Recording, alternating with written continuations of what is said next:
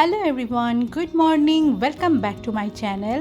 আশা করি তোমরা সবাই খুব ভালো আছো, আমিও ভালো আছি। আর একটা নতুন এনার্জেটিক ব্লগে তোমাদের সকলকে আবারও একবার স্বাগত জানিয়ে আজকের ব্লগটা শুরু করছি। আজ একদম সকাল সকাল ঘরের কাজ শুরু করে দিয়েছি। ঘুম থেকে উঠেছি সেই 5টার সময়তে। ভোরবেলাতে এক একদিন আলস্যি লাগলেও কিন্তু যেহেতু ভোরবেলায় ঘুম থেকে ওঠার অভ্যাস, না উঠতে ইচ্ছা করলেও ঘুমটা কিন্তু ভেঙেই যায়।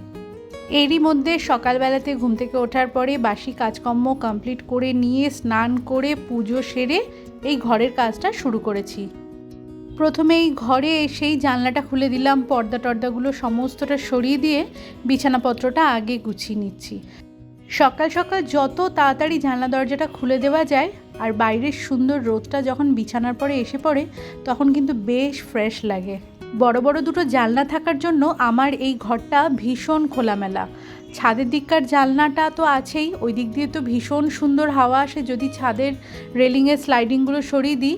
আর খাটের এই পাশের দিককার যে জানলাটা আছে, এই পাশে তো প্রচুর গাছগাছালি পুকুর রয়েছে, সেজন্য হাওয়া বাতাস ভীষণ খেলে এই ঘরটার মধ্যে। এখন সকাল 6:30 মতো বাজে। আজকে অনেকটা সকাল সকাল ঘরের কাজকর্ম শুরু করেছি। আজকের দিনটা একটু অন্যরকমভাবে শুরু হয়েছে, সে কারণেই বলতে পারো। পুজোটা সেরে রান্নাঘরে এসে আগে কাউন্টার টপটা ভালো করে মুছে গ্যাসের ওভেনটা ভালো করে পরিষ্কার করে নিয়েছি। তারপরে 1 কেটলি গরম জল করে আমরা 3 জনে খেয়েছি। আর সাথে খেয়েছি আমন্ড বাদাম, 2টো করে খেজুর আর 1টা করে কাঁঠালি কলা। মাম্মা মোটা খেয়ে ওই ঘরে বসে পড়ছে আর বাবু ওটা খেয়ে আজকে বেরিয়ে গেছে। আমাদের পাড়া থেকে আজকে বাস ছেড়েছে, মানে বাবুরা পাড়ার ক্লাব থেকে কয়েকজন বন্ধু মিলে পাড়াতে যত বয়স্ক মানুষ আছে মোটামুটি 60 জন মতো হয়েছে, সবাইকে নিয়ে আজকে ফ্রিতে ওরা নিজেরা কন্ট্রিবিউট করে নিয়ে গেছে মায়াপুর ঘোরাতে। পাড়ার ক্লাব থেকেই এই আয়োজনটা করা হয়েছে। যে যার সামর্থ্য মতো ডোনেশন দিয়েছে, দিয়ে সবাই মিলে একটা বাস ভাড়া করে, আর মনে হয় সাথে 2টো গাড়ি গেছে, 10-15 জন ছেলে গেছে, 2টো গাড়িতে গেছে আর বাসে করে সমস্ত বয়স্ক মহিলারা গেছেন। সবাইকে দেখাশোনারও তো একটা দায়িত্ব আছে, সময় মতো ওখানে কুপন বুক করে খাবার দেওয়া, আর জল খাবারটা রাতের খাবারটা ওরা সাথে করে বানিয়ে নিয়েই গেছে। যাই হোক, এই আয়োজনের জন্য গত 2 দিন ধরে ও একটুখানি ব্যস্তই ছিল। গতকাল রাত্রিবেলাতে এসেছেও দেরিতে, আর আজকে ভোর ভোর করে বেরিয়ে গেছে। ঘরে বিছানাপত্র সুন্দর করে গুছিয়ে নিয়ে যেটুকুনি যা ডাস্টিংয়ের কাজ ছিল সবটা কমপ্লিট করে নিয়ে চলে এসেছি রান্নাঘরে। জলখাবারটা বানাচ্ছি আমি ওটসের চিলা। 1 কাপ মতো ওটস দিয়েছি, 1/2 কাপ মতো সুজি দিয়েছি, পরিমাণ মতো জল দিয়েছি, 1টা কাঁচা লঙ্কা দেবো, স্বাদ মতো লবণ, আর সামান্য পরিমাণে হলুদ দেবো একটু কালারের জন্য। মন চাইলে আদা দিলেও দেয়া যেতে পারে। এটা ভালো করে মিক্সিতে ঘুরিয়ে একটা স্মুথ ব্যাটার বানিয়ে নেব। বাবু বাড়িতে থাকলে সকালে জলখাবারে রুটি তরকারি না হলে ভাত টাত বানাতেই হতো, কিন্তু মাম্মাম তো ভাত একদমই খেতে পছন্দ করে না, আর রুটি তরকারিটাও একঘেয়ে লাগে। তাই ভাবলাম আজকে একটু অন্যরকম কিছু বানিয়ে দিই। তো এই ওটসের চিলা বানাচ্ছি, ভীষণ নরম হয় আর খুব সুন্দর লাগে। স্মুথ ব্যাটারটা বানিয়ে নিয়েছি, ওর মধ্যে একটা ডিম ফাটিয়ে দিলাম। ডিমটা না দিলেও চলতো, জিনিসটা একটুখানি পুষ্টিকর বানাবার জন্যেই ডিমটা দিয়েছি। আজকে যে প্রসেসে আমি এই ওটসের চিলাটা বানাচ্ছি, এইটা কিন্তু ওয়েট লসের জন্য ভীষণ কার্যকর। খুব সামান্য পরিমাণে তেলে 2খানা চিলা অনায়াসেই হয়ে যাবে। সামান্য পরিমাণে সাদা তেল আমি ফ্রাইং প্যানের মধ্যে দিয়ে এবারে ব্যাটারটা দিয়ে দেবো। এর মধ্যে একটুখানি গোটা সাদা জিরে দিলে বেশ ভালো হতো। পরে মনে পড়েছে যখন চিলাটা বানানো হয়ে গেছে।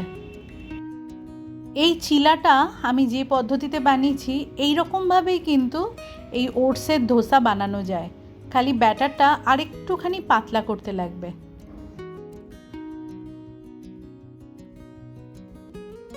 অনেকটা ভোর ভোর উঠেছি তো, সেই জন্য খুব খিদেও পেয়ে গেছিলো, তাই আমি আর মাম্মাম দুজনে একসাথেই খাবার খেয়ে নিলাম।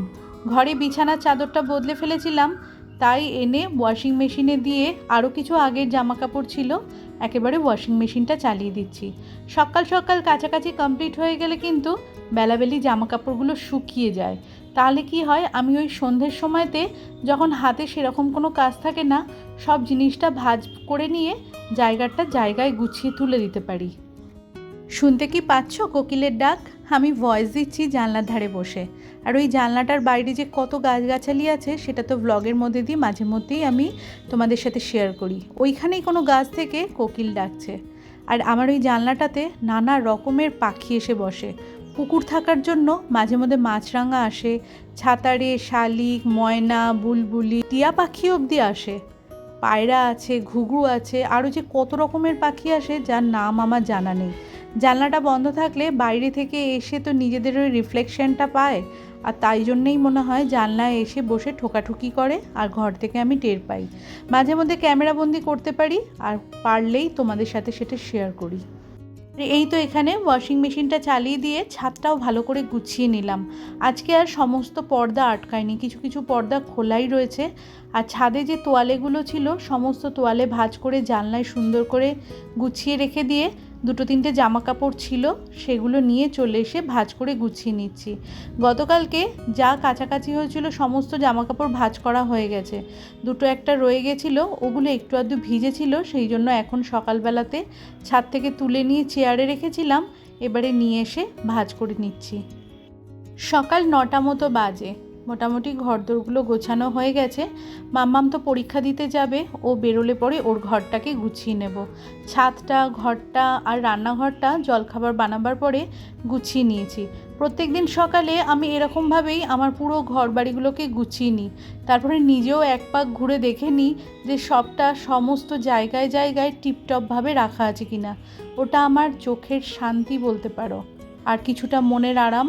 সমস্ত দিকটা একদম পারফেক্টলি যদি গোছানো থাকে, আমার যেন দেখে মনটা অনেক শান্তি পায়। সকাল 9:30 মতো বাজে, মাম্মামেই জাস্ট বেরিয়ে গেল, আর বসে না থেকে আমি চলে এসেছি ওর ঘরটা গোছাতে। ওর টেবিলটা বাদ দিয়ে বাকি সবটা আমি সুন্দর করে গুছিয়ে নেব, কারণ টেবিলের ওপরে বেশ কিছু প্রিন্ট আউট দেখলাম এদিক ওদিক করে রাখা রয়েছে। কোনটা কোথা থেকে না বুঝে সরিয়ে ফেলবো, তারপরে বাড়িতে এসে বকাবকি করবে। সেজন্য ও টেবিলটাতে আমি হাত দেবো না, বাকি সবটা আমি গুছিয়ে নেব। ও যখন বাড়িতে থাকে টেবিলটা সুন্দর করে বই খাতাগুলোকে গুছিয়ে রাখে, তখন আমি হয়তো সামনে থেকে ভালো করে মুছে নিই।